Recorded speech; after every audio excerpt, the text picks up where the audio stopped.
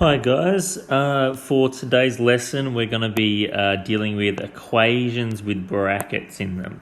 So first up, let's go through some strategies that I want you to remember when you see an equation with these brackets in there. An example is like this. So I look at this equation here. I know it's an equation because of this equal sign, and it also has this set of brackets in there. So whenever I see that, I want to think this is my strategy. So first up, you need to remove any brackets within the equation by expanding them. So you got to remember how to expand brackets. That's what you want to do first. Get rid of brackets by expanding.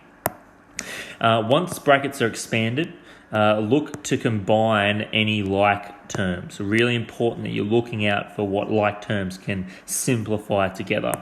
And note, these like terms, for them to simplify, they need to be on the same side.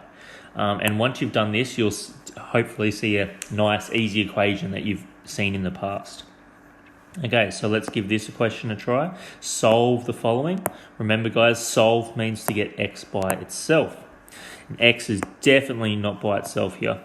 Okay, so first up, we want to expand our brackets. So this is what I do here. We do those couple of loops, do our multiplications. So first up, with our purple loop, we've got 5 multiplied by x, and that gives us 5x. And then next we have our red loop, which is 5 times positive 10, which gives us positive 50. So therefore we've expanded it, and we get this equation here, which doesn't have any brackets anymore. That's the idea. Make it simpler by getting rid of brackets first. Now look at the left-hand side of this equal sign. There's no like terms here. You've got x's and numbers. They're unlike, so they can't add together. That's as simple as it's going to get. So that's fine. And over here is just 35, so therefore that doesn't go together. A lot of people want to go 50 plus 35, but they're on different sides to each other, so you can't combine them. You only can do left-hand side with left-hand side, and the right-hand side stays separate. Now look at this equation, people, and how do we get this x by itself? Well, first up, we've got to move the plus 50 by minusing 50 to both sides. 35 take away 50, that's minus 15.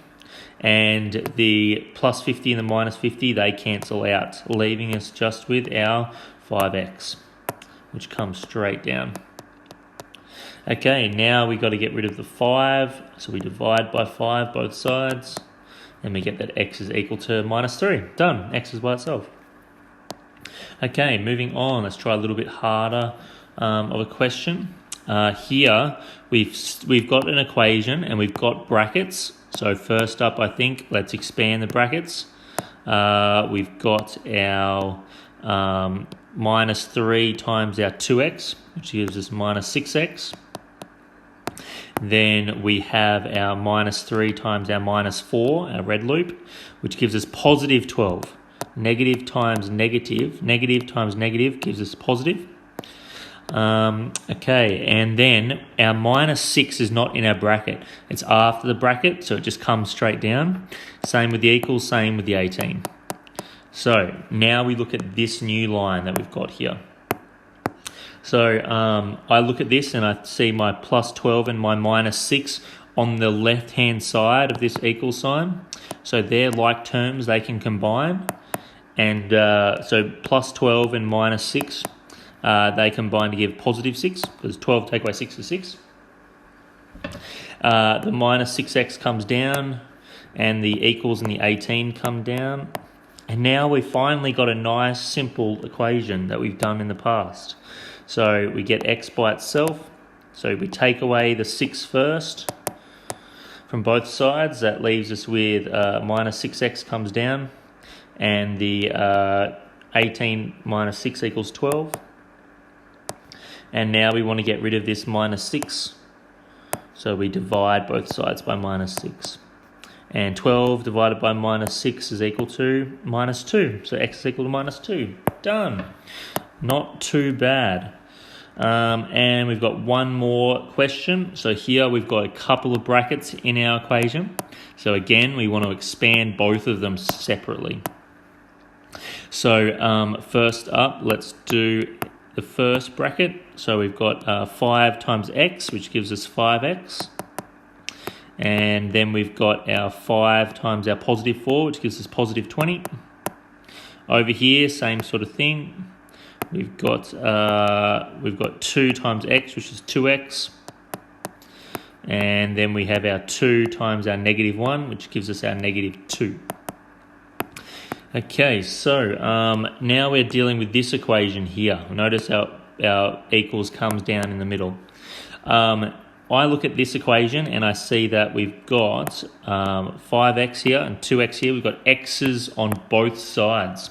So we've got to remember when this is the case, we've got to move one of the x's. So I'm moving the 2x. It's a little bit easy to move the smaller amount of x's. So I move the 2x, not the 5x. How do we move 2x? Well, the opposite is minus 2x to both sides. 2x take away 2x, they cancel. So it leaves you with your just minus 2 coming down.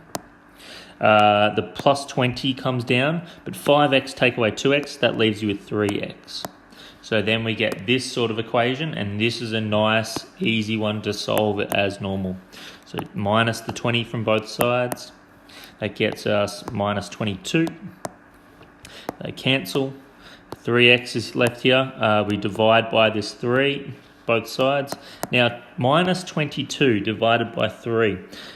3 doesn't fit into 22 perfectly. So what you do, if you did that in a calculator, it would give you this fraction. Or a decimal. Press the SD button to get your fraction if you've got the decimal. You want to keep it as an improper fraction. I know you can change this to a mixed numeral, but improper fractions is just a little bit more preferred with equations. Good luck with the questions. Hope this helps.